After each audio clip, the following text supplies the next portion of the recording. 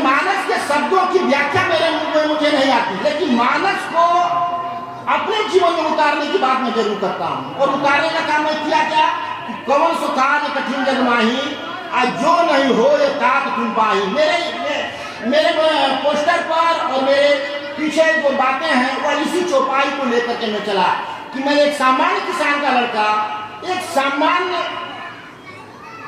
आमदनी का लड़का, मेरे पास कुछ नहीं है। अगर इसके कहने में कोई संकोच मुझे नहीं है, मेरे पास फैक्ट्री नहीं है, मेरे पास कोई बहुत बड़े आय का स्रोत नहीं है। छोटा सा मैं लॉयर हूँ, वकील हूँ, वो अभी अब फीस लेना बंद कर दिया हूँ। आप लोगों को विश्वास नहीं होगा, जब से शुरू किया हूँ तब से लोग कहते हैं तो महात्मा बन गया है। और महात्मा सन्यासी साधु का जैसे ही अर्थ होता है समझ में आता है कि उसको कोई दुनिया से मतलब नहीं, इसको पैसा नहीं चाहिए।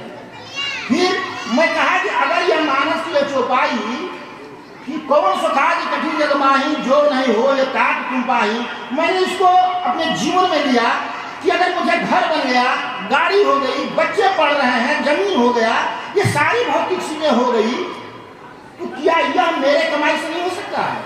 क्या मुझे गांव में चंदा मांगकर करना पड़ेगा? क्या गांव के लोगों को मैं इतना प्रसाद वितरण नहीं कर सकता हूँ? अगर यह हो जाए और मेरे उसी जीवोपार्जन वाले साधन से, उसी प्रक्रिया से हो जाए, तब मैं कहूँगा कि कौन सा कार्य कठिन जगह, यह कठिन कार्य जरूर है लेकिन होना चाहिए। इसका मैं प्रयोग कर रहा हूँ, ये मेरा प्रयोग है, ये मेरा इसमें ये शोध है। मानव को जो शोध किया जाता है वो शब्दों का शोध होता है, मैं जीवन का शोध कर रहा हूँ।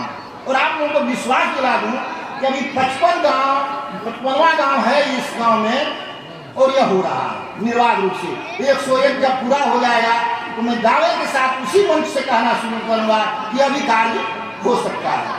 मैं कई लोगों के यहाँ गया, कई कथावाचकों के बीच में गया, कई लोगों से जब परिचय होता है, आप लोग सभी लोग जानते हैं, लोग गृहस्थ जीवन में हैं, अगर परिचय होगा तो आप तुरंत एक लाइन में कहेंगे कि हमारे पास तो दिल्ली में मकान है, यहाँ मकान है, वहाँ मकान है, हम यही परिचय देते हैं अपना।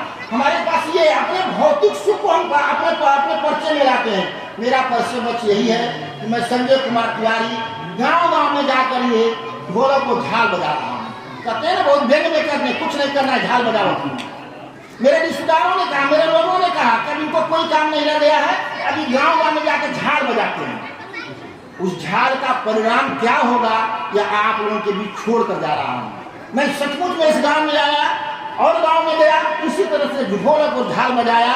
इस झाल का परिणाम क्या होगा, व्यंग्यात्मक रूप में जो मुझे मिला, आज वही लोग समर्थन भी कर रहे हैं। आप लोगों ने